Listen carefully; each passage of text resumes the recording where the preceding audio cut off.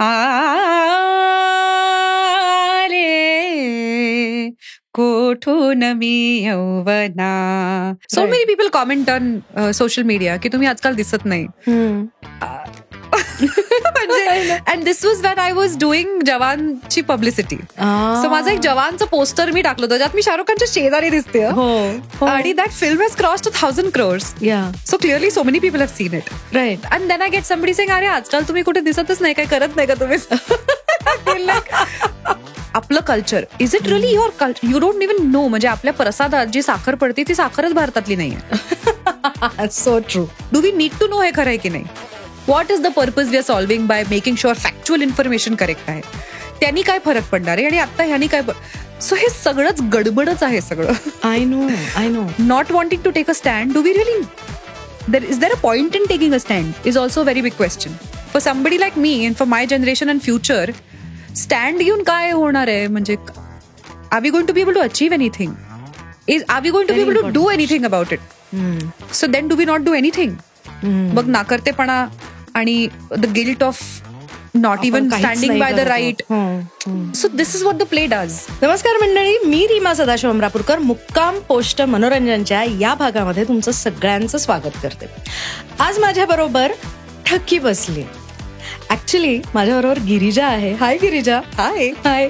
गिरिजा आपल्याला सगळ्यांना माहिती आहे, ती खूप गुणी अभिनेत्री तर आहेच आहे, पण सध्या ती OTT, फिल्म्स, नाटक सगळीकडे सब जगह गिरिजा छाई हुई है. ओके. पण आत्ता या एपिसोडमध्ये मी तिला बोलवलंय याचं कारण मी एक प्रयोग पाहिला मागच्या आठवड्यात ज्याचं नाव होतं ठक्कीशी संवाद. सो टायटल रोलमध्ये ठक्की होती गिरिजा. सो गिरिजा, त्या नाटकामध्ये जे काही 1.5 तास तू करतेस ना, म्हणजे चांगलं करते बरं का, असं म्हणायचंय मला. तर तू जे काही करतेस ते इतकं अफलातून आहे, तर मला सगळ्यात आधी तर तुला शाबासकी नाही म्हणणार मी, बिकॉज आपण एकाच वयाच्या आहोत, पण I want to say great job. पाठांतर जे काही तू केलेलं आहेस त्याच्यामध्ये, कारण नॅरेटिव्ह आहे, most of it is very narrative, right? तर ठकीबद्दल आम्हाला सांग ना जरा. आता कुठनं सुरुवात करू? एकतर ना सगळ्यात आधी सतीश आळेकर ह्यांच्या नाटकात आपण ओरिजिनल कास्ट असू असं मला या आयुष्यात, या जन्मात जमेल असं वाटलं नव्हतं. मी लहानाची मोठी झाले त्यांच्याबद्दल वाचताना, त्यांचं लिहिलेलं वाचत. बेगम बर्वे मी ओरिजिनल कास्टचं पाहिलंय, महानिर्वाणचे मी अनेक व्हर्जन्स पाहिले आहेत, आणि मला खूपच कमाल वाटतात. ते खूप कमाल लिहितात असं वाटतं. तर आता 20-22 वर्ष त्यांनी नवीन नाटक लिहिलं नव्हतं, आणि इथून पुढे ते नाटक कधी लिहितील का नाही, मग ते मला करायला मिळेल का नाही, हे सगळ्या स्वप्नातही विचार न केलेल्या गोष्टी होत्या. आणि अचानक एक दिवस मला अनुपमचा फोन आला की एक आळेकरांनी नाटक करायला द्यायची परवानगी दिली आहे. तर मला आधी वाटलं तो आधीच्याच एखाद्या नाटकाबद्दल बोलतोय, महानिर्वाणबद्दल बोलतोय किंवा महापूरबद्दल बोलतोय. तर तो म्हणाला नाही, त्यांनी एक नवीन नाटक लिहिलंय ज्याची ते वाचनं करतायत, पण ते बसवायची परवानगी त्यांनी मला दिली आहे फायनली. तर मी पहिला फोन तुला केलाय, तू करशील का? तुम्ही नाटकाचं नाव, नाटक कशाबद्दल आहे, कधी करायचं, ह्यातलं काही न विचारता मी त्याला हो असं म्हटलं होतं. तर मग तो मला ठीक आहे, मग आपण आता नाटक वाचूया. म्हटलं बरोबर, आता आपण नाटक वाचूया. मग आम्ही नाटक वाचलं आणि तिथून तो प्रवास सुरू झाला. आणि व्हॉट अन इनक्रेडिबल जर्नी. काहीच दिवसानंतर आळेकरांनी ते नाटक आमच्यासाठी एकदा वाचलं पूर्ण, आणि ते फार मस्त वाचतात ते नाटक, खूप वेगळं वाचतात. आम्ही त्याचं खूप त्याच्यानंतर आम्ही खूप वेगळ्या ठिकाणी घेऊन जात गेलो, आणि अजूनही ते इव्हॉल्व्ह होत आहे, कारण ते लिहितातच असं की ते तुम्हाला ते प्रचंड इंटरप्रिटेटिव्ह असतं. ऑन वन लेवल ते बऱ्यापैकी सांगणारं असतं तुम्हाला की कुठे हे कुठेपर्यंत न्यायचं आहे, कुठे नाही. सो ते खूप इंटरेस्टिंग आणि लेअर्ड लिहितात, त्यामुळे अजूनही माझं एक्सप्लोरेशन सुरूच आहे. पण खूपच इंटरेस्टिंग अनुभव होता. To work on a text that is written by the Satish Alekar. या ते तर एक महत्वाचं होतंच. पण मी जेव्हा ते नाटक पाहिलं ना गिरिजा, तेव्हा मला असं वाटलं की ठकी हे कॅरेक्टर जी कोणी व्यक्ती करेल, तिला करायला इतके चान्सेस आहेत, इतक्या गोष्टी दाखवता येणार आहेत, कलाकार म्हणून, ऍक्ट्रेस म्हणून. पण after I have seen you in that, आता मी विचार करते गिरिजाच्या ऐवजी कोण करू शकेल हे, and I can't think of a name. Okay, so Girija, मला हे सांग की तू ठकी कडे बघताना, म्हणजे ते आळेकरांनी लिहिलेलं होतं, अनुपम बर्वे डिरेक्ट करत होता, वगैरे वगैरे, सगळं ठीक आहे, पण तुझं स्वतःचं ठकीचं इंटरप्रिटेशन काय आहे? सो पहिल्यांदा जेव्हा मी नाटक वाचलं ना, तेव्हा अर्थातच मला नाटक म्हणून खूप मजा आली वाचताना, किंवा टेक्स्ट म्हणून, किंवा त्यात जे काही ते सांगायचा प्रयत्न करतायत. पण अगदी खरं सांगावं तर हे बसवणार कसं, किंवा ह्याचं नाट्य म्हणजे स्टेजवर कसं नाट्य रूपांतर, म्हणजे ते नाटकच होतं, पण लिहिलेलं नाटक वाचताना मजा येत होती. हे बसवलेलं दिसतच नव्हतं मला. म्हणजे ह्याचा परफॉर्मन्स कसा होणार ह्याबद्दल एखादी टेक्स्ट वाचताना आपल्याला एक साधारण काहीतरी व्हिज्युअल्स तयार होतात, आपल्या डोक्यात काहीतरी आपल्याला दिसू लागतं. साधं आपण पुस्तक वाचतानाही आपल्याला एक त्याचं काहीतरी एक जग आपल्या डोक्यात तयार होतं, आपण ते बघू लागतो. पण हे नाटक कसं दिसेल किंवा कसं असू शकेल, त्याच्यात काय करू शकू किंवा काय नाही, मला काहीच कळतच नव्हतं कुठून सुरुवात करायची. त्यातून आपल्याला जेव्हा हे माहीत असतं किंवा आपण हे नाटक वाचतोय हे पात्र करण्यासाठी, त्यामुळे थोडासा आपण तसा विचारही करू लागतो की अच्छा, आता हे पात्र मी आहे, तर मग आपण स्वतःला बघायचा प्रयत्न करा. मला काहीही दिसत नव्हतं. मी कशी दिसेन, मी काय कपडे घालीन, मी कशी बोलेन, कारण ते नाटक वाचलंही आळेकरांनी होतं, त्यामुळे ते त्यांच्याच आवाजात ऐकलं होतं. तेच ठकी म्हणूनही ते वाचायचे आणि वृद्ध म्हणूनही वाचायचे, आणि तेच एवढंच त्याचं फक्त बघितलं होतं. बाकी अनुपमशी पण असं काही डिस्कशन झालं नव्हतं की हे नक्की, आणि त्याच्याही मनात ते तेव्हा क्लिअर नव्हतं. आणि कधी कधी असं होतं ना की तुम्हाला एखादं पेंटिंग कमिशन जर केलं गेलं की आता तू एक चित्र काढून दाखव मला, तर तू काहीतरी प्रथम प्रश्न विचारशील की कशाचं चित्र काढू, बरोबर, किंवा काय मीडियम वापरू, रंग कुठले वापरू. ज्याला सगळ्यालाच जर उत्तर काहीही अशी देत गेलो कोणी, तर सुरुवात कुठनं करायची कळत नाही ना, किंवा कुठे जायचं खायला, या सिंपल प्रश्नाला समोरच्यानी जर काहीच उत्तर दिलं नाही की काय खावंसं वाटतंय, कुठली क्विझिन खावीशी वाटतेय, लंच का डिनर, जवळ का दूर, काहीतरी तर दे मला ज्याच्यावर मी माझं उत्तर बिल्ड करीन. बरोबर, तर काही चालेल, कसंही चालेल, कुठेही चालेल, कुठेही नाही, असं कोणी बोलत गेलं तर खूप कठीण होतं त्याला फॉर्म, मूर्त स्वरूप देणं. कशातून बिल्ड करणार, बिल्डिंग ब्लॉक्सच नाहीयेत. तर ठकी थोडंसं तसं पात्र आहे की त्याचा कॅनव्हस ठरलेला नाहीये, मीडियम ठरलेलं नाहीये, रंग ठरलेले नाहीयेत, कशाचं चित्र काढायचंय ते ठरलं नाहीये, काही असू शकतं, सगळंच बरोबर आहे आणि सगळंच चूक आहे. ते करून बघितल्यानंतर इन्स्टिंक्टिव्हली असं वाटू शकतं नाही हे नको, किंवा हा हे होतंय, पण कशावर आधारित आहे, त्याला काही फॉर्म्युलाच नाहीये, कारण ती व्यक्ती नाहीये, ती व्यक्तिरेखा नाहीये, तिला काही जेंडर नाहीये टेक्निकली. म्हणजे असं बघायला जावं आता ती मुलगी लिहिली आहे, पण ती मुलगाही असू शकते, कारण काहीच त्याला हे नाहीये, कॅरेक्टरिस्टिक्स नाहीयेत. की ती एक सेन्सिटिव्ह बाई आहे का माहित नाही, ती एक मिश्किल बाई आहे का, असू शकते, तिला राग येतो का, मे बी, तिला प्रेम वाटतं का, वाटू शकतं. सगळ्याचीच उत्तरं अशी आहेत. कुठे जायचं, काय खायचं, काहीच काहीच काहीच ठरलेलं नाहीये. सो असं from nothing to create something looks very exciting, sounds very exciting, because it's limitless. आणि असं वाटतं की वाव, आपण काहीही करू शकतो, पण when you come to do it, it's very daunting, because there is just no direction in which so I just started reading it. I just kept reading it.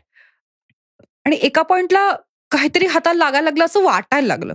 Again मला हे वाटतच होतं अगदी प्रयोगाच्या आदल्या दिवसापर्यंत, मी काय करते ते आवडेल का नाही, ते कळेल का नाही, ते वर्क होईल, मला काहीही कळत नव्हतं. I was very lost. The first time I had no idea of how people will react to this. Idea तरी असते, इफ नॉट म्हणजे नक्की लोकांना आवडेल की नाही हे नाहीच सांगतायत, हे रिॲक्शनवरच डिपेंड करतं. ऑल्सो प्रत्येकाची रिॲक्शन वेगळी असते, पण एक साधारण बरं होतंय इतपत तरी आपल्याला आपलं कळत असतं. मला काहीही कल्पना नव्हती. It was a very scary experience. पहिला प्रयोग झाला and then everybody said nice things, which is when I felt की हा ठीक आहे, काहीतरी झालंय आपल्याच्याने काहीतरी बरं झालंय. कारण we were all struggling with where to place ठकी. तिने काय कपडे घालावे, तिने कसं बोलावं, त्याला कन्सिस्टन्सी नाहीये, अजिबात नाहीये. कारण ती म्हणजे इनफॅक्ट ॲज अन ऑडियन्स मी तुला सांगते की पहिले तुझी ठकीची एंट्री झाली, त्याच्यानंतरचा जो तुझा पहिला प्रवेश झाला, तोपर्यंत ॲज अन ऑडियन्स सुद्धा आम्ही असे चाचपडतच होतो की अरे हे नेमकं हे असं आहे का, हे म्हणजे ही ठकी येणार आहे, हा वृद्ध ठकीबद्दल बोलतोय, पण ही ठकी नेमकी कोण आहे, ही त्याची नर्स आहे का, ही त्याची प्रेयसी आहे का, ही कोण आहे. सो इट वॉज रिअली तू जे म्हणतेस की पण अगं ते तुला गवसल्यानंतर तरीही ती मिस्टिक ठेवणं, I think that is the success of तू, सुव्रत, अनुपम, तुम्ही सगळे जी टीम आहे, तुमचं ते सक्सेस आहे की ते ऑडियन्स पण त्याच जर्नीमधून जातं. म्हणजे ज्या जर्नीमधून तुम्ही गेलात ते बसवताना, त्याच जर्नीमधून आम्ही पण जातो ते हे करत असताना. सो मला एक खूप इंटरेस्टिंग हे वाटतं की त्याच्यामध्ये एक मेटाफर आहे, ठीक आहे, आणि ती मेटाफर कोणीही कशीही इंटरप्रिट करू शकतं. It is very open ended. Okay, so मी ज्या वेळेला अनुपमशी बोलत होते त्यावेळेला तुला कळलं असेल मी कोणत्या मेटाफर बद्दल बोलतेय, त्या ज्याचं तू व्हिज्युअल प्रेझेंटेशन देतेस म्युझियमचं. हो, ऑफकोर्स. तर अनुपमच्या मते ती जी लेखन शैली आणि एक्सप्रेशनचं ते मेटाफर आहे. Correct. At the same time मला असं वाटलं की ते जे आपली विचारसरणी आणि सध्याची ज्या पद्धतीने एक्सप्रेस केलेली जाणारी सामाजिक जी अशी एक आपल्याला एक असा अस्वस्थपणा जो असतो, ती त्याच्यातून आलेली आहे ना, द सायकी, द सोशल सायकी असं. तर तू जेव्हा हे वाचलंस पहिल्यांदा नाटक, तेव्हा तुझ्या मते ते मेटाफर कसलं होतं? मला असं वाटतं, slightly deviating from what Anupam has said, त्याचं जे पॅसेज आहे from person A to person B, person B to person C, that passage signifies लेखन शैली. इंडिपेंडंट थॉट असलेले, पाथ ब्रेकिंग, आपापल्या जॉनरामध्ये बाउंड्रीज एक्सपॅन्ड करणारे, एन्व्हलप पुश करणारे हे सगळे रायटर्स होते. सो ते जे एन्व्हलप पास होत चाललंय एकाकडून दुसरीकडे, ते त्या एक्सप्रेशन आणि इंडिव्हिज्युअलिझमचं मेटाफर आहे. That passage of that, the object itself stands for a lot of other things, I feel. Right, yeah. एक तर मुळात मला असं वाटतं की 2-3 गोष्टी आहेत ज्या मला एकदम इनिशियली वाटल्या होत्या आणि अजूनही मी त्याचा विचारच करते. व्हेरी ऑनेस्टली ते इतकं लेअर्ड आहे की त्याच्याबद्दल अजून बरेच अर्थ निघत राहतात. तर the object itself is a metaphor for a lot of other things, I feel. पहिली गोष्ट म्हणजे मला असं वाटतं की आपण ज्याला ऑथेंटिक किंवा आपलं असं म्हणतो, ते किती ऑथेंटिक आहे याबद्दल आपल्याला किती माहिती आहे हे जरा क्वेश्चनेबलच आहे. बरोबर. आपल्या कल्चरचा, आपल्या सोकॉल्ड संस्कृतीचा खूप मोठा भाग असणाऱ्या बऱ्याचशा गोष्टी या बॉरोड आहेत किंवा त्या वेगवेगळ्या सिव्हिलायझेशन्सचा एक मिक्स आहेत आणि खूप प्युरिटीनी, खूप म्हणजे काय म्हणतात त्याला, प्युरिटनिझमनी बोलतात लोक ह्याच्याबद्दल की हे आमचं आणि हे. Do you really know? Something as simple as देवी देवतांना जसं डिपिक्ट केलं जातं आपल्याकडे ह्युमन फॉर्ममध्ये त्यांची वस्त्र, त्यांचे दागिने, आभूषण, हे खूप नंतर पेंटिंग्स मधनं ते सुरू झालं. आपल्याकडे खूप वेगवेगळ्या फॉर्म्स मध्ये डीटीजना डिपिक्ट केलं जातं आणि त्यातले काही फॉर्म्स आपल्याला बघायला आवडणारे नाहीत. सो अनेक मंदिरांमध्ये जिथे कार्विंग्ज आहेत तिथे खूपच वेगळ्या प्रकारे मूर्ती घडवल्या जातात आणि ते अवशेष अजून आहेत. म्हणजे असं नाही की ते कोणतरी सांगतंय मनातून. they are carbon dated, there is evidence that this is how things were portrayed. Yeah. Gods were portrayed. And then that changed. And now a certain kind of clothing, a certain kind of, it's all become part of आपलं culture. Is it really your culture? You don't even know. म्हणजे आपल्या प्रसादात जी साखर पडते ती साखरच भारतातली नाहीये. So true. There are so many things ज्या आपल्या ऍब्सोल्यूट कल्चरल व्हॅल्यूज बद्दल बोलताना आपण बोलतो त्या गोष्टी भारतातल्या नाहीच आहेत. Right. In the first place. तर ते करगोटा ज्यानी बनतो तो दोरा चीन मधला, ते आता आपले दुश्मन सो कॉल्ड. मध्येच ते सगळं संपलं, मग हिंदी चिनी भाई भाई, मग आता परत दुश्मन. You see what's happening? So that Kargota also stands for a lot of double standards. It also stands for a lot of convenient hypocrisy when it comes to cultural appropriation. आणि खूप असतं की हे आमचं हे ते. Do you really know what a mix we are? म्हणजे if we are urban people, then we are a mix of so many different. म्हणजे तुम्हाला प्युअर रेस किंवा अगदी प्युअर इंडिजिनस ह्युमन्स शोधायला जायचे असतील तर तुम्हाला कुठतरी आदिवासी शोधायला जावं लागेल जंगलामध्ये, ज्यांना सिव्हिलायझेशन अजून टचच केलं नाहीये. Otherwise it's impossible. We are all mixed people. Look at the way we all look. आपण नाही आहोत या सबकॉन्टिनेंट मधले सगळेच्या सगळे. There is a lot of. तर करगोटा ही गोष्ट पिक करणं as a object is very exciting. Because अगदी लहान तान्ह्या बाळाला त्याच्या त्वचेला हा एक स्पर्श होणारा तो दोरा असतो, जो त्याला घालताना एक विधी असते. त्याला एक कल्चरल आणि स्पिरिच्युअल आणि रिलिजियस महत्व, सिग्निफिकन्स आहे. आणि मुळात तो दोराच भारतातला नाहीये, तो चीन मधून आलेला सिल्कचा दोरा आहे. आणि त्या सिल्क रूट. सो हे सगळं फार इंटरेस्टिंग आहे. मला असं वाटतं की तो करगोटा हा विषय निवडणं आणि मग तो पॅसेज त्याचं होणं. आणि then it comes to this man जो एकतर एका अशा एरात राहतो जिथे त्याला स्वतःचं मत मांडण्याची स्पेस आता उपलब्ध नाहीये. पहिली गोष्ट. दुसरी गोष्ट, त्याचा असेल खूप अभ्यास, जो की आहे त्याचा. तो बावळट माणूस नाहीये, पण त्याचं तो काही करू शकणार आहे असं नाहीये. सो खरंच आपल्याकडे फ्रीडम ऑफ एक्सप्रेशन आणि इंडिव्हिज्युअलिझम एक्सप्रेस करायची स्पेस आहे का आता? तर तो प्रश्न सततच त्या नाटकामध्ये विचारला जातो आणि त्याची उत्तर आपल्याला मिळतात, नाही मिळतात. काही गोष्टी आपल्याकडे फेकल्या जातात ॲज अन ऑडियन्स. आणि मग त्याच्या जीवनाच्या शेवटाला जेव्हा त्यांनी फायनली एक ऑब्झर्व्हरचा स्टँड घेतला आहे, तिथून पुढे एक, तुम्ही त्याला आता अंतर्मन म्हणा, अल्गोरिदम म्हणा, डिव्हाइस म्हणा, डिजिटल असिस्टंट म्हणा, जे काही आहे ती टेक ओव्हर करते आणि ती त्याचं माकड करते पुढे. ते जे प्रेझेंटेशन आहे ते मला असं वाटतं की that is exactly what is happening right now. हे जे व्हॉट्सअप युनिव्हर्सिटीवरती लोकांना, तुला माहितीये का या मंदिरात ना खरं तर इथे हे सापडलं होतं, त्याच्यानंतर ते तोडून इकडे. Do we really know? Finally verify करायलाही जात नाही. आणि फॅक्ट चेक करणारे आहेत लोक, पण तेही त्यांचं काम करतायत, हे यांचं काम करतायत, आणि it is all just very chaotic. So मला ते प्रेझेंटेशन फार इंटरेस्टिंग वाटतं की आज जर मी असं सांगितलं की सायरस द फर्स्ट हा पर्शियन किंग त्याच्या त्या गोल्डन ब्रेसलेटच्या खाली हातात गंडा घालायचा, तर कोण चेक करायला जाणार आहे की सायरस गंडा घालायचा की नाही? नाही. आणि उलट बघा, आपलं हे तिथे पण पोचायचं. दॅट इज म्हणजे राईट ब्रदर्सनी विमान इन्व्हेंट करायच्या आधी आपलं पुष्पक विमान असे. Who's going to check?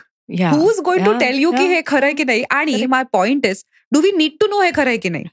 What is the purpose we are solving by making sure factual information correct आहे? त्यांनी काय फरक पडणार आहे आणि आता ह्यांनी काय? सो हे सगळंच गडबडच आहे सगळं. I know there is no. आता ना मला असं वाटतंय, more than not wanting to take a stand, do we really is there a point in taking a stand is also very big question for somebody like me and for my generation and future. Stand घेऊन काय होणार आहे? म्हणजे are we going to be able to achieve anything?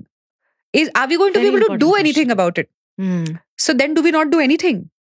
मग नाकर्तेपणा आणि the guilt of not even standing by the right. So this is what the play does. And I feel that metaphor and the choice of it is very interesting because it's the core of hypocrisy. Yeah. Totally. This is a symbol of borrowed borrowed culture. That nobody has any idea about. True. So मला ते फार exciting पहिल्यांदा वाचताना वाटलं होतं. त्याच्यामध्ये हे सगळं जे तू आत्ता म्हणालीस की ज्या पद्धतीने ते भाष्य होतं आणि जे ओपन एंडेड ते राहतं ना, I think that is the beauty of it. म्हणजे तुम्हाला ते करायला खूप अवघड गेलं असेल, पण that is the beauty of it. म्हणून मी जसं म्हटलं की तो करगोटा इज ओपन टू इंटरप्रिटेशन. आपण प्रत्येक जण आपल्याला हवा तसा त्याचा अर्थ काढू शकतो, right. Another very important topic म्हणजे ठकीबद्दल तर आपण बोलूच यात, अजूनही पुढे बोलूयात. पण अनदर व्हेरी इम्पॉर्टंट पॉइंट जो आत्ता आपण मगाशी बोलत होतो, त्यावेळेला जे आपण ऑब्जेक्टिफिकेशन ऑफ वुमेन याच्याबद्दल बोलत होतो. So you made a very nice point in that की जी आता तुझी नवीन जाहिरात आलेली आहे त्याच्यामध्ये तो ब्रीफच असा होता की हॉट दिसायचंय, राईट. सो माझं विचारणं तुला हेच आहे की ऍज अन ऍक्ट्रेस जेव्हा असा ब्रीफ येतो तेव्हा तुझ्यातली जी मुलगी आहे तिला काय वाटतं ग?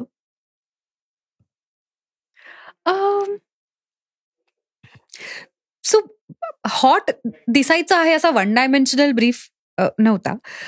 पण प्रत्येकच तुम्ही जेव्हा फोटोशूट म्हणा किंवा जाहिरात म्हणा किंवा कुठलेही काही तुम्ही जेव्हा व्हिज्युअल मीडियम मध्ये कॅप्चर करणार असता तेव्हा त्याची एक व्हिज्युअल लँग्वेज, एक डिझाईन डिरेक्शन, एक काहीतरी त्याचं डिसाइडेड असतं की आपल्याला कसं दिसायला हवंय. म्हणजे आता सरळ आता मी याच्याबद्दल खूप बोलले अनेक पॉडकास्टमध्ये आणि इंटरव्ह्यूजमध्ये, पण जाहिराती जशा आपण बघतो तशा प्रॉडक्ट काय आहे त्याच्यावरती बेस्ड असतं की ते घर कसं दिसतं, त्यातली लोक कशी दिसतात, त्यांचे कपडे कसे दिसतात, ते सगळं एका खूप स्पेसिफिक टार्गेट ऑडियन्ससाठी एम्ड असतं. सो त्यांना तसं अपील असावा. सो त्याचा काय अपील आहे, त्याचा काय इम्पॅक्ट अचीव्ह करायचा आहे, हे ह्याचं एक व्हिज्युअल डिरेक्शन ठरलेलं असतं त्या डिरेक्टरच्या मनामध्ये. सो माझी जी आत्ताची ऍड आहे त्यामध्ये ती दागिन्यांची जाहिरात आहे आणि ती अशी सरसकट दिवाळीच्या वेळेला जे एक मंगलमय वातावरण आणि दागिने असा जो एक फील असतो तशी नको हे ठरलं होतं. काही ब्रँड्स आता very recently are trying to do some very path breaking जाहिराती, जिथे आता एक ऍड बॅन झाली होती दागिन्यांची, ज्याच्यात एक इंटररिलिजियस इंटरफेथ मॅरेज बद्दल काहीतरी बोलणं सुरू होतं किंवा सो असा काहीतरी एक नवा विचार put fourth with a product which is very traditional. किंवा दागिने हा एक जनरली लेगसीशी किंवा फॅमिली, फेस्टिव्हिटीज, रिलिजन, धरोहर ह्याच्याशी एअरलूम ज्वेलरी याच्याशी रिलेटेड एक विषय असतो. आणि Wien as we are carrying that forward, we're also moving ahead with the times. It was a beautiful thought, but people didn't accept it. Right. So, what are you trying to achieve? म्हणजे तुम्ही there was a time when I remember एक प्रेस्टिजच्या pressure कुकरची जाहिरात होती, and that it was the first time that they had made a very curvy looking pressure cooker. So आधी असं एक cylindrical pressure cookers असायचे, and then there was a product called Futura, if I'm not wrong, जो असा curvy होता. So त्याचा जो झाकण बंद करायचा शॉट होता ना, दॅट वॉज द असा मिड लेवलला शॉट होता तो. सो कुकरचा मी जर झाकण बंद करत असेल त्याला ऍक्च्युअली गॅसवर ठेवून, तर माझ्या शरीराचा हा भाग दिसणार आहे.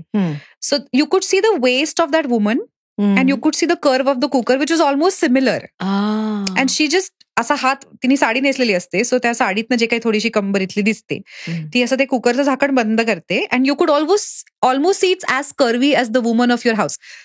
Now, is this problematic or not? I don't know. But people used to love that ad. Yeah, they used to. Yeah. Okay. Then there was this one, I think, कुठल्या तरी एका अंडर गार्मेंटची ऍड ज्याच्यात एक gorilla असतो, and then there's this girl who's washing clothes. ये तो बड़ा toying है, if you remember. It's a highly sexual ad. Yeah. But it was a fun ad.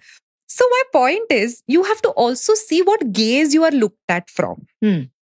That it's not just about wearing less clothes, wearing more clothes, looking hot, not looking hot. It's also where is it being looked from? Are you being objectified by you can tell that difference in the way it's made, in the way it's shot. Is it just for cheap level titillation, or are you really trying to create something aesthetic using a human body which is nothing to be ashamed of? Or what are you trying to do with it is very important. Then again there is, आता हे तुम्ही who are you to decide की हे tasteful आहे, हे aesthetic आहे, नाही आहे, आणि हु आर यू टू डिसाइड की हे क्रिंज आहे, हे नाही आहे. तुम्ही कुठल्या हाय चेअर्सवर बसले आहात. I completely agree to this. So आता जे कॉन्टेंट क्रिएशन हे डिसेंट्रलाइज झालेलं आहे एंटायरली. टोटली. आधी जे एक काही लोकांनी त्याचा एक हे घेतलेला होता, चार्ज घेतला होता, की आम्ही मक्ता घेतला होता की आम्ही हे करतो आणि हे चांगलं दिसतं आणि चांगलं असतं. असं आता नाही. Everybody has a video camera, phone, and people are creating all kinds of content. आणि ते पॉप्युलर कॉन्टेंट आहे. So clearly people are liking to watch it. ते चांगलं आहे की नाहीये हा मुद्दा आता रिडंडंट झालेला आहे. सो असं जेव्हा मला पिच केलं जातं तेव्हा मी ते खूप पर्सनल लेवलवरती जज करते. माझ्या कम्फर्टची काय म्हणतात त्याला बाउंड्री आहे की हे मी नाही करणार, पण हे मला असं वाटतंय की मला आवडेल करायला. So if you see that ad, it's not you can't see anything of the body, like there's nothing objectionable about it. Okay. But anything that's borderline beautiful in a sensuous way, even if it's hinting at a very innate sensuality of a woman, which again is a big taboo topic. I don't know why. Yeah, because women are not supposed to have we are not. We demure and mindful very, very creatures. Gharelu ladki. So this is a very gharelu looking ladki only. She's just chosen to wear a nice sari. Yeah. Okay. And she's sitting and wearing jewelry. It's not one of those ads where काहीतरी पदरच पाडलंय वगैरे, असलं काही होत नाही त्याच्यामध्ये. It's just shot in a way which looks pretty. It looks beautiful. Yeah. Tastefully done. तर मला काही त्याच आक्षेप घेण्यासारखं नाही वाटलं. मला आवडलं ते. आणि ती सुंदर कविता लिहिली आहे अभिजित पानसरनी, एक दागिना तुझ्याच करिता. आणि it's the description of the woman. It's a very cute. गालांवरच्या खळीबद्दल बोलतायत. बट आली आहे चेहऱ्यावरती, केसांची लय सांभाळत, आणि असं सगळं आहे त्या कवितेत. सुंदर आहे ती कविता. आता ते त्याच्या कॉमेंट्स मध्ये मला कळलं की अच्छा हे लोक त्याला असं समजतायत. समजतात म्हणजे नाही, ते करेक्ट, ती सुंदरच दिसावी म्हणूनच केलेली आहे. सो काही लोकांना जर ते दागिने दिसलेच नाही, तू दिसली फक्त, असं झालं तर मग माझी काही हरकत नाहीये. म्हणजे ठीक आहे. करेक्ट. नाहीतर मग ते हे ज्वेलरी स्टोअर मध्ये बस्ट असतात ना, त्याच्यावर ठेवले असते दागिनेच दाखवायचे होते तर मला काय घेतलं ऍड मध्ये, मी बरी दिसत असेल म्हणून घेतलं. सो बघा प्लीज, नो वरीज, दागिने बघा, बघा. कमिंग टू थिंक ऑफ दिस, की एक विचार असतो, एक मुद्दा मांडायचा असतो, एक मत मांडायचं असतं, आणि त्या दृष्टीने जाहिराती तयार केल्या जातात. नाउ गोइंग बॅक टू ठकी, की त्याच्यामध्ये आळेकरांनी ते ओपन एंडेड ठेवलेलं आहे, त्याच्याबद्दल वाद नाही, आणि तुम्ही ते उत्कृष्ट पद्धतीने ओपन एंडेड ठेवता टिल द एंड. पण सध्या जे आपल्या आजूबाजूला सगळे जे ब्रँडिंग सुरू आहे, त्याच्याबद्दल तुझं काय मत आहे? काय मत मला माहित नाही ऑनेस्टली.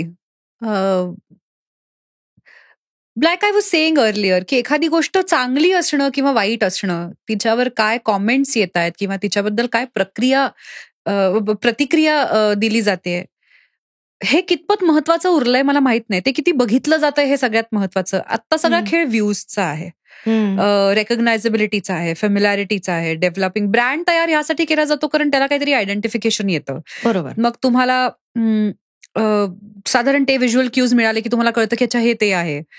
यासाठीच मुळात ब्रँडिंग केलं जातं गोष्टींचं. So everybody is playing the game that is being played right now.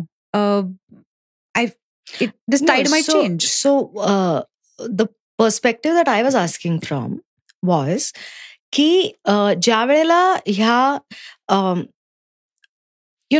it affects the very texture of the society, हे ब्रँडिंग. आणि हे जसं तू मगाशी म्हणालीस की आपण चेक करायला जातो का की खरंच सायरसनी तो धागा घातला होता का, राईट? तसं कोणीही चेक करायला जात नाही, पण त्याचं ब्रँडिंग मात्र जबरदस्त करून ते लोकांना दिलं जातं. सो हे जे लोकांना असं ताटलीतून असं कोंबण्यात येतंय तोंडात, त्याच्याबद्दल ते लोकांनी कसं पचवावं असं तुला वाटतं? नाही, मला ना ऑनेस्टली, आणि या या धर्तीचा प्रश्न मला एका वेगळ्या पर्स्पेक्टिव्हनी पण एका वेगळ्या इंटरव्ह्यूमध्ये विचारण्यात आला होता, ज्याबद्दल माझं जे मत होतं ते खूप लोकांना आवडलं नाही. पण मला नाही वाटत कोणी कोणाच्या तोंडात काही कोंबू शकतं. ओके. हे डिस्क्रेशन आपलंच आहे अजून, की आपण काय ताटातनं उचलावं आणि खावं. ताटातनं उचलून खावं आपण अशी सिच्युएशन तयार केली जाते की हे तुम्ही उचललं नाहीत ना तर आयुष्यातलं एवढं मोठं तुम्ही सुख मिस कराल ना, हे वातावरण तयार केलंच जातं. पण तेच आहे, म्हणजे तोच खेळ आहे. ऍडव्हर्टायझिंग, मार्केटिंग, ब्रँडिंग ह्याचा तोच खेळ आहे की तुम्हाला एखादं प्रॉडक्ट, एखादा एक्सपिरियन्स, एखादी सर्व्हिस ही तुमच्या आयुष्याचा अविभाज्य घटक आहे असं जेव्हा तुम्हाला भासवून दिलं जातं तेव्हा तुम्ही ती एक्सपिरियन्स करायला धावताच त्याच्याकडे. तुमच्या हातात आयफोन नसला तर तुम्ही काय आयुष्य जगताय असं जर तुम्हाला कोणीतरी समजावून सांगितलंय, जे की आहेच आता समजावून सांगितलेलं, तर लावतात लोक 2-2 किलोमीटर लांब लाईन दुकानाच्या बाहेर लॉन्चच्या आधी. आणि होत आहे ते. सो एखाद्या प्रॉडक्टला तुम्ही कसं पिच करता, ते तुम्ही कसं, हाच खेळ आहे. म्हणजे ह्याच्यातच डोकं लागतंय सगळ्यांचं. करेक्ट. सो मला त्याच्यात काही चूक किंवा बरोबर वाटत नाही, व्हेरी ऑनेस्टली. तरीही ते उचलायचं की नाही हा आपलाच निर्णय असतो. बरोबर. मग तुम्ही तुमच्या आसपासच्या सगळ्यांकडे एखादी गोष्ट आहे आणि तुमच्याकडे नाहीये, ह्याच्याकडे तुम्ही कसं बघता, हा फायनली इंडिव्हिज्युअल प्रश्न तयार होतो. अगदी खरं सांगावं तर जेव्हा आता मी मुंबईत राहते, आम्ही ते फ्लड्स बघितलेत भयंकर प्रकारचे. कोविड आपण सगळ्यांनी अनुभवलाय. कितीतरी आपल्याला सो कॉल्ड वाटणाऱ्या बेसिक नेसेसिटीज आपल्याला उपलब्धच नव्हत्या. काही महिने आपण जगलो आणि आपण ओके होतो. म्हणजे जे काही बाहेर चाललं होतं, irrespective of that, the privileged ones, and I count all of us among that, ज्यांच्या डोक्यावर छत होतं, ज्यांना 2 वेळचं खायची आबाळ नव्हती, ज्यांना मेडिकल सर्व्हिसेस ऍक्सेसिबल होत्या, ज्यांनी 2 फोन कॉल्स केले की त्यांना औषधं घरी पोहोचवून मिळायची, अशा लोकांचं काहीही बी नसलं नाही. आणि अशा लोकांच्याही काही बेसिक नेसेसिटीज सो कॉल्ड, की मला महिन्यातनं एकदा ना स्पाला जावंच लागतं बाई. कुठले स्पाज ओपन होते? मला ना I need my brunch with my girls, it's just my oxygen. कसले ब्रंच करते तू गर्ल्स बरोबर? काही नाही करायला मिळालं. Everybody lived, everybody thrived. I felt after that a lot of people will reconsider consumerism. But after everything opened, it was like floodgates opened and people started consuming again. Because it's like an addiction also, no? Tumhala, if you want to get your hands on something, then you will get your hands on that. It's not entirely the product's fault or the marketing, the branding fault. It's also that you want to do it. हो, you have been conditioned in a way. म्हणजे तुम्ही त्याला किती बळी पडता हे तुमच्या हातात आहे. ऍब्सोल्युटली. अनदर थिंग जी आपल्या इंडस्ट्रीमध्ये बऱ्यापैकी बरेच कलाकार बळी पडतात ती आहे की I want to be seen. मला हे एक प्रोजेक्ट मिळालं पाहिजे, मला हे पण करायचं, मला ते पण करायचंय, ते पण करायचंय. आणि दॅट इज समथिंग, कारण आता जे 20 वर्षांपूर्वी नव्हतं तेवढ्या प्रमाणात आता नवीन नवीन कलाकार आणि हे एंटर होत आहेत इंडस्ट्रीमध्ये आणि ती कॉम्पिटिशन वाढत चालली आहे. सो त्या कॉम्पिटिशनमध्ये तुझे ते सगळं करत असताना, म्हणजे त्या कॉम्पिटिशनमध्ये टिकून राहण्यासाठी जे जे करावं लागतं ते सगळं करत असतानाही तुझ्या आतली गिरिजा जी आहे तिच्याशी तू संवाद कसा चालू ठेवतेस? मला वाटतं हे सगळंच मी आहे. म्हणजे मी अशी खूप आतली वेगळी आहे आणि खरं तर मी खूप एक एकलकोंडी आणि अशी लोनर मुलगी आहे आणि खूप विचार असं मला काही वाटत नाही. मला आवडतं हे सगळं. मला ही कॉम्पिटिशन आवडते असली तर. मला ऑनेस्टली याची काही फार कॉम्पिटिशन आहे असं वाटत नाही. लोक जितकी यायला लागली तितके ॲव्हेन्यूज पण तयार झालेत. So everybody has work. Right. आणि early on in my life मला हे नक्की लक्षात आलं होतं की तुमचं टॅलेंट, तुमची हार्डवर्क करायची इच्छा, तयारी, तुम्ही केलेलं हार्डवर्क, तुमचा रेझिलियन्स, परसिव्हिरन्स आणि ह्या सगळ्या सो कॉल्ड चांगल्या क्वालिटीज आणि तुमचा सक्सेस आणि फेम यांचं काही कनेक्शन नसतं एकमेकांशी. Talent is got nothing to do with success. Hard work has got nothing to do with success. तुम्हाला जर कोणी हे सांगत असेल ना की तुमच्याकडे टॅलेंट नसलं तरी चालेल, तुम्ही कष्ट केले तर तुम्ही सक्सेस नाही, असं काही नसतं. काही नसतं. बरोबर. खूप कष्ट आणि खूप टॅलेंटेड असलेली लोक सक्सेसफुल होतात किंवा नाही होत.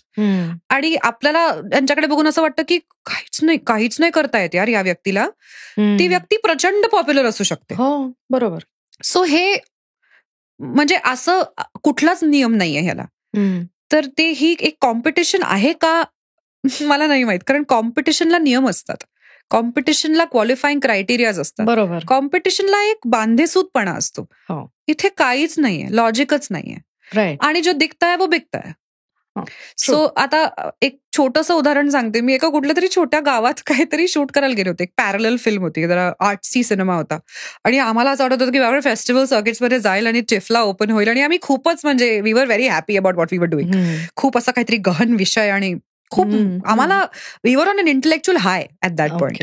तिकडे एक काकू आल्या माझ्याशी बोलायला. मंदिराच्या आसपास शूट सुरू होतं आणि त्यांनी मला म्हटलं, का घेत नाहीत का तुला आजकाल मराठी सिरियलमध्ये? सो मला तुला एकदम रियालिटी चेक मिळाला. मला असं झालं की this is how this woman is seeing it. की मी दिसत नाही आजकाल मराठी सिरियल मध्ये, घेत नसतील बिचारीला.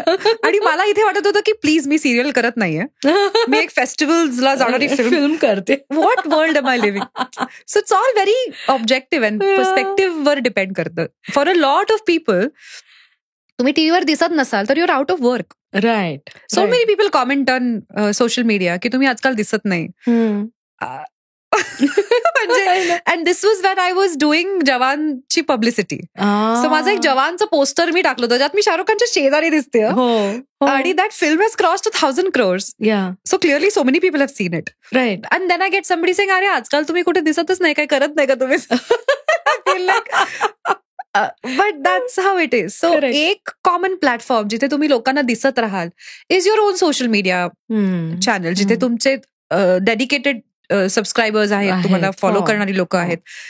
To keep giving them something to make sure that they know you are doing something. So मी BTS करते आणि मी एका शूटच्या तिकडचं काहीतरी नॉनसेन्सिकल असू दे किंवा सेन्सिबल असू दे, जे काही असू दे, you have to keep being seen. It's the necessity of the hour. I'm not going to say I'm above that and I don't believe in it. असं काही नाहीये. I'm half-heartedly playing that game, very honestly. म्हणजे असं नाही की मी social मीडियावर काहीच post करत नाही, पण असंही नाही की मी सगळं पोस्ट करते. सो ते थोडंसं मूडवरती डिपेंड करतं. I can better my social media game for sure. आणि there is a lot to do and that I can do and I wish to at some point. But I also get very tired and very म्हणजे not excited about it so many times. आणि ह्यात काही मी I am not taking any pride in this की please हे दिस is below मी, असं माझं काहीच म्हणणं नाहीये. People who keep up with it and people who build their profiles in a way where people they have dedicated followers, it's a lot of hard work. It's a lot of consistent hard work. तर त्याबद्दल रिस्पेक्टच आहे. मी ते कधी करू शकते कधी नाही, त्यामुळे मी असा एक मधला काहीतरी खेळ खेळत असते. And coming back to the question you were asking is in the middle of all of this there is chatter going on in my head all the time. So मी खूप ओव्हर थिंकर आहे. Over thinker हा खरं तर चुकीचा, आपण सगळेच over thinker असतो. Everybody keeps thinking. So I keep analysing, assessing, evaluating. मला आवडतं हे सगळं करायला. So that voice never dies inside my head. आणि most of my decision are driven from there. So there is this one understanding of what's happening outside and what's the right thing to do at this point of time or not. So that balance is always की हे केल्याने मला इतका मनस्ताप होणार आहे का की मला that is heavier, or then just like leave it and save my mental turmoil. That tarazu keeps like I will do that is not going, anything that's not going to make me really go mad. And then sometimes you find something that you want to do and you really like doing and it's just everything is aligned like Thaki. And मला खूप लोकांनी हेही विचारलं होतं की at this stage I don't know what where they are seeing me, कारण that काकू clearly feels I have no work. But but I mean your on OTT, your in big banner film. So basically मी commercial काम करते. This is what I gained from that person. So that person was implying की at this commercial stage in your life तुम्हाला प्रायोगिक नाटक करावं असं वाटतं, विच क्लिअरली डझंट पे माच and is a lot of work for very little monetary returns. It's commendable that you're still choosing to do that. तेव्हा मला असं पहिल्यांदा लक्षात आलं की in public view, have I made a decision that's looking really nice for me? Till then, that's not how I thought about it. Right. की at this point in my life, मी एक प्रायोगिक नाटक करते. म्हणजे लोकांना असं वाटेल की आर्ट बद्दल अजून हिची आस्था आहे, असं मी कधी त्याचा विचार केला. But that's what he was feeling right की तुम्ही you do this, it's amazing यार, you are still in touch with. तर मला असं like, oh good, okay, I did it because I really wanted to do it. And if I got this outcome from it, आणि लोकांना असं वाटत असेल, good, happy. I know. म्हणजे in fact मगाशी निरंजनशी मी जेव्हा बोलत होते तेव्हा तो म्हणाला की कलाकारांनी कला करावी आणि बघणाऱ्यांनी ती बघणं, याच्यामध्ये there is no give and take. It is your perspective. मला हे असं करावं असं वाटतंय म्हणून मी हे असं करतोय किंवा करतेय, आणि मला हे बघावं असं वाटतंय म्हणून मी हे बघते. सो सिमिलरली तुझं कारण ते करायचं काहीही असलं तरी लोक ते त्यांच्या पद्धतीनेच घेणार आहेत, आणि त्या आजीबाईंना तरीही वाटणार आहे हिला काही काम नाही, आता हिला मराठी सिरियलमध्ये घेत नाही बिचारी. सो गिरिजा, ठकीमध्ये तुझी जी एंट्री आहे की नाही, एंट्री, सो आपलं हे मुक्काम पोस्ट मनोरंजन आहे, सो थोडासा मनोरंजन हो जाए. अरे बापरे, अरे यार.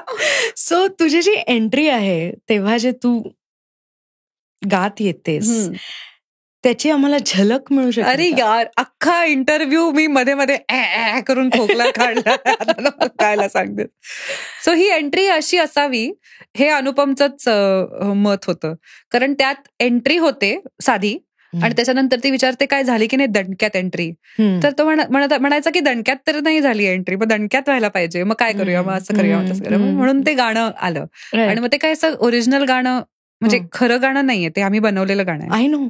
सो ते असंच लिहून घेतलं आम्ही कोणाकडून तरी, आणि मग आमच्या पोरांनी त्याच्यामध्ये एक एक ओळ अशी ऍड केली, आणि मग ते असं एक तयार झालं गाणं. अरे देवा, आता गावं लागलं.